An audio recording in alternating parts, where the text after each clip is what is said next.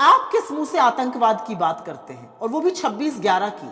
यह देश भूला नहीं है कि जब 26/11 का हमला मुंबई में हुआ था तो एक ही व्यक्ति वहां पे राजनीति करने पहुंचा था, और वो थे आप। तब आप गुजरात के मुख्यमंत्री थे और वहां जाके प्रेस कॉन्फ्रेंस करना चाहते थे।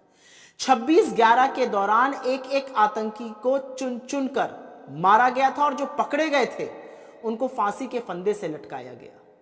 26/11 के शहीद हेमंत करकरे को श्राप देने वाली प्रज्ञा ठाकुर को तो सदन आप लेकर आए थे। 26/11 के बाद कांग्रेस के मुख्यमंत्री और कांग्रेस के गृहमंत्री ने इस्तीफा दिया था, जवाबदेही और जिम्मेदारी तय हुई थी। आप कौन सी जिम्मेदारी तय करते हैं?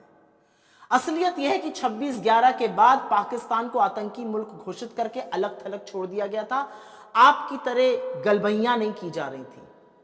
और अब आगे की बात करते हैं। आपने क्या किया? पहलगाम में निर्दोष लोगों की निर्मम हत्या हुई, हमारे लोग शहीद हुए। जिन बेटियों की मांगों से सिंदूर उजड़ गया, उन्होंने हाथ जोड़ के कहा, जिनके हाथ हमारे पतियों के खून से सने हैं, उनके साथ क्रिकेट मत खेलिए। आपने एक नहीं सुनी, आपने पाकिस्तान के साथ क्रिकेट तो खेला ही, आपने क्रिकेट के गेम और ऑपरेशन सिंदूर को एक बराबर आंका।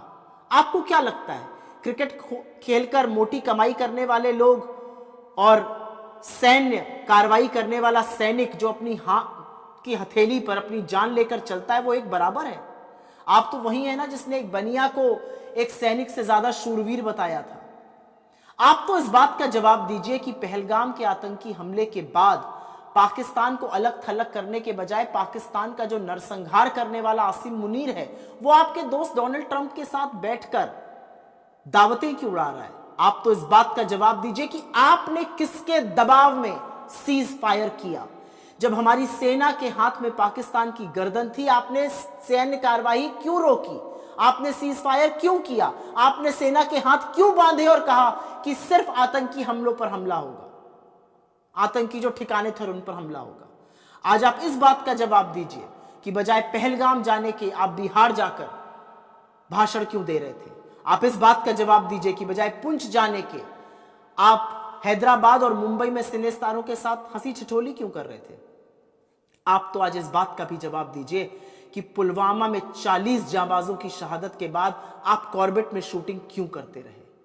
मोदी जी, आपकी नाक के नीचे मणिपुर जला, दिल्ली में दंगे हुए, पहलगाम हमला हुआ, पुलवामा हुआ, किसी को नहीं पता आरडीएक्स कहां से आई, किसी को नहीं पता कि कौन जिम्मेदार था उसके लिए। किस मुंह से आप आतंकवाद की बात करते हैं? कहां है जिम्मेदारी और कहां है जवाबदेही?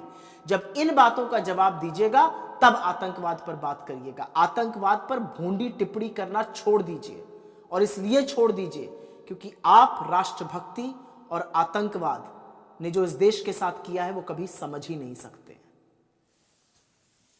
ले लो।